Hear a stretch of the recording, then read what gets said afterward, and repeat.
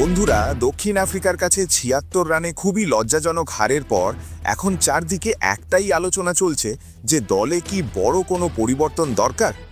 অনেকেই বলছে এখনই ৩ জন খেলোয়াড়কে বাদ দিতে হবে, কারণ সামনে সেমিফাইনালের মতো অনেক বড় লড়াই, আর একটি ম্যাচ হারলেই শেষ হয়ে যেতে পারে ভারতের বিশ্বকাপের স্বপ্ন।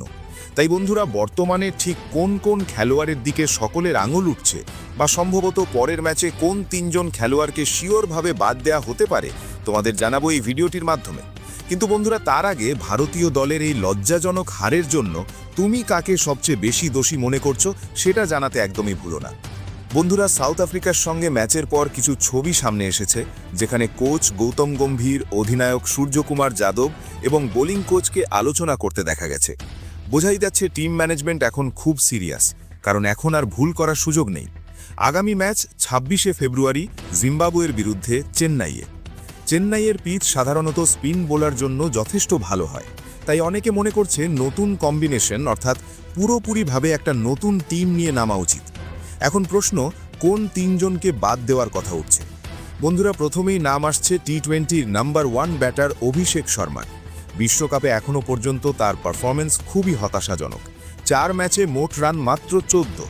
ওপেনার হিসেবে তার কাছ থেকে বড় ইনিংস আশা করা হয়েছিল, কিন্তু সেটা দেখা যায়নি। অনেকে বলছেন এখন সঞ্জু স্যামসনকে সুযোগ দেওয়া উচিত। সঞ্জু ১ ম্যাচে ২২ রান করেছেন, আর অভিষেক ৪ ম্যাচে ১৪। ফর্ম না থাকলে বারবার একই খেলোয়াড়কে সুযোগ দেওয়া কি ঠিক? জিম্বাবুয়ের মতো দলের বিরুদ্ধে নতুন কাউকে সুযোগ দিলে হয়তো ভালো ফল আসতে পারে। দ্বিতীয় পরিবর্তনের আলোচনা ওয়াশিংটন সুন্দরের জায়গায় আকসার প্যাটেলকে নিয়ে। ২ ম্যাচে এখনও কোনো উইকেট পায়নি ওয়াশিংটন সুন্দর, বল হাতে খুব প্রভাব ফেলতে পারেননি। কিন্তু অন্যদিকে আকসার প্যাটেল ৩ ম্যাচে ৬ উইকেট নিয়েছে। ব্যাট হাতেও লম্বা শট খেলতে পারে, সেটা তো আমরা বড় বড় ম্যাচে অলরেডি দেখেই নিয়েছি। উপরন্তু তিনি দলের সহ অধিনায়ক, তাকে বাইরে বসিয়ে রাখা অনেকের কাছেই অবাক করার মতো সিদ্ধান্ত। চেন্নাইয়ের মতো স্পিন সহায়ক পিচে আকসারকে খেলালে বোলিং শক্তিশালী হবে, এমনটাই মনে করছেন অনেকে। তৃতীয় বড় আলোচনা রিঙ্কু সিংকে নিয়ে। তাকে ৮ নম্বরে ব্যাট করানো হচ্ছে, কিন্তু ৫ ম্যাচে তার মোট রান মাত্র ২৪। অনেক সময় তিনি ব্যাট করার সুযোগই পাচ্ছেন না। তাহলে প্রশ্ন উঠছে, যদি ব্যাটিং অর্ডারে এত নিচে খেলানো হয়, তাহলে কি একজন অতিরিক্ত বোলার খেলানো ভালো নয়? চেন্নাইয়ে স্পিন ট্র্যাক হলে কুলদীপ যাদব বড় ভূমিকা নিতে পারে, তাই সকলে বলছি যে পরবর্তী ম্যাচে রিঙ্কু সিংকে বসিয়ে কুলদীপ যাদবকে নেওয়াটা সবচেয়ে বুদ্ধিমত্তার কাজ হবে।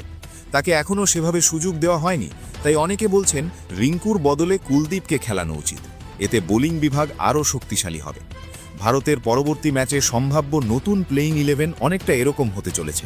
অভিষেকের জায়গায় সঞ্জু, সুন্দরের জায়গায় আকসার, রিঙ্কুর জায়গায় কুলদীপ। এতে ব্যাটিং ও বোলিং দুই দিকেই উন্নতি হতে পারে। এখন সবচেয়ে বড় বিষয় কি? এখন ভারতের সামনে লক্ষ্য একটাই, বাকি ম্যাচ জিতে সেমিফাইনালে পৌঁছানো। আর একটি হার মানেই বড় বিপদ। তাই সময় এসেছে কঠিন সিদ্ধান্ত নেওয়ার। নাম দেখে নয়, পারফরমেন্স দেখে দল সাজাতে হবে। চেন্নাইয়ের স্পিন সহায়ক পিচে সঠিক কম্বিনেশন বেছে নেওয়া খুব গুরুত্বপূর্ণ। দল কি পরিবর্তন করবে নাকি একই একাদশ নিয়ে নামবে, সেটাই এখন দেখার বিষয়। তোমাদের মতে এই ৩টে পরিবর্তন করা উচিত নাকি একই দল নিয়ে খেলাই ভালো? কমেন্ট করে জানাও।